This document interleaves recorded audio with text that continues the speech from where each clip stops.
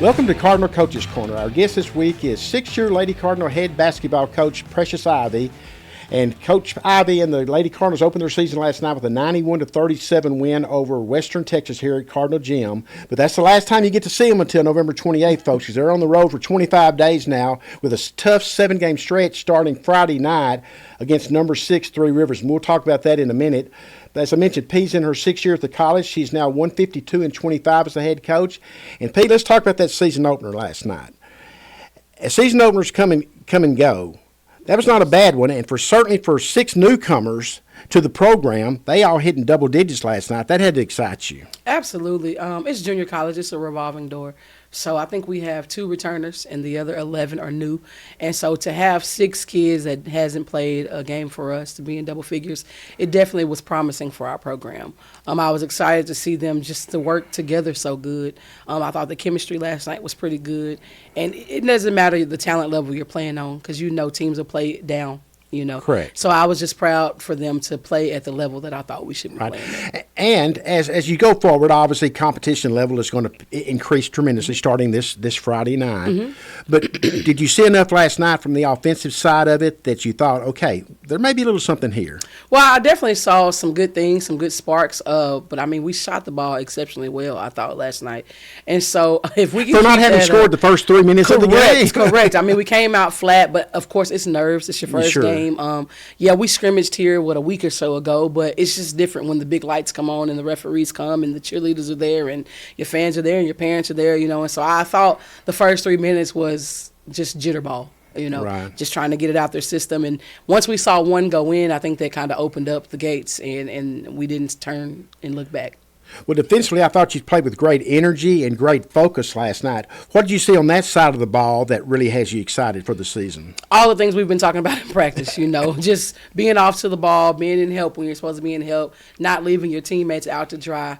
Because it's just natural that somebody's going to get beat. So everybody has to be on alert and be ready to rotate and cover back out and do the things that we've been practicing. And I thought they did a really good job of that last night. And the communication level was good, which is something that we preach all the time. Just communicating to your teammates what it is that you need or what it is that you're doing so that they know that job is taken care of. And so I thought they did a good job. And, Lady Cardinal basketball has been built on creating transition points. Absolutely. And that's what I know you go by. For Kurt sure. Bucky went by. I mean, every great coach we've had here. Yes. That's Lady Cardinal basketball. Yes, for sure. We talk about our defense creating our offense, and I thought we did a lot of that last night. A lot.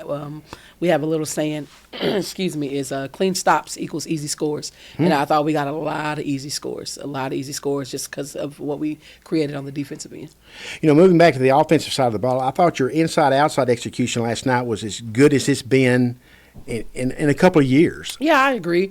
We're definitely balanced with inside and out. It's just being able to read when it's time to go inside and when it's time to kick it back out, and I thought last night we did a good job. Obviously, like you said, the competition is going to amp up, but if we just continue to stay to our principles, I think it'll be good. Right. What did you see from your true freshman that really excited you last night? Or did anybody jump out at you that you did? True freshman-wise, I mean, I thought Celeste made some good plays, but as a true freshman, she made some silly plays. But it's the thought of the things that she was trying to do. I kind of saw what her vision was, know. And so once we work through those little kinks, I think she's going to turn out to be a pretty special player. But I really thought our transfer, Daniela played well last night, Daniela, number 22. And I thought Heaven played really well defensively, and she's a transfer as well. And we didn't get to see much out of MJ because she was in foul trouble early, But I thought those kids played really good, and which you always want to see that your transfers come in and make an impact because that's the whole point of them transferring in, to bring a little bit of experience. And although they didn't, play too much at the schools they came from, I thought last night they led by example for sure. Right. Well, speaking of leading, do you like any leadership qualities you're seeing on this team from any of your kids? Yeah, it's funny because Danny, she's her first language is Spanish, but when she does talk, she kind of knows what she's talking about. Once we figure out exactly what she's saying, I think she definitely has the right mindset and the positive feedback that her teammates need. And I think that comes with her being at the Division I and being the kid that didn't get the attention. So she's kind of stepping into her own, and Right. playing the role of, hey guys, I've been there and this is what I saw. So let's try this, Sure. and she's always one to say, if we just listen to coach, and you got to love a kid that says that, So definitely thought she did well. Nyla's kind of been the behind the scenes kid, especially with her coming back, from her injury that she had last year. So she's been doing a really good job of getting them together and bringing them together. And then we have, I think our MJ, since she's been here, she's been a good vocal piece for us as well. A kid with great quickness, too. It looks. Absolutely. And I think the best part about it is two of our leaders were on the bench last night, and they didn't play, Right. which was Jalea and Kennedy. I think they're going to be pretty good leaders for us, too. More kids that lead by example. Right. And so just not having them last night, I think the crowd was kind of robbed of some stuff that they haven't been able to see, too. Sure. Because they're both going to be pretty good sparks for us. Well, we mentioned the road's about to get tougher. Absolutely. Starting Friday night, you go to Three Rivers, and I know they've been stinging them from a couple of Bucky Cerna visits the last 2 times. Yeah, it's going to be a dog fight for sure. For sure, going to be a dog fight. But you're going to be on the road for for 7 games, but over the next 25 days. Right. What are you hoping to see from your team, and what will life on the road? How can it benefit you as a team? Well, the regional tournament is on the road, and so is True. the national tournament. Yeah. And so I think, and then just being on the road in Region 14 in general, I think is always tough, And so going out for these next 25 days, playing on the road, obviously I think is going to build some character and build some toughness that you're going to need later.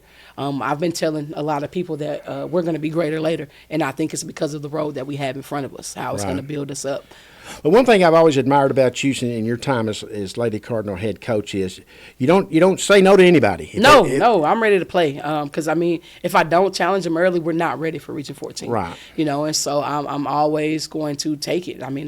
Last year I opened up on the road in Tennessee, and I played a Florida Southwestern national tournament team. I played Shelton national tournament team, and that was the first 2 games of the season.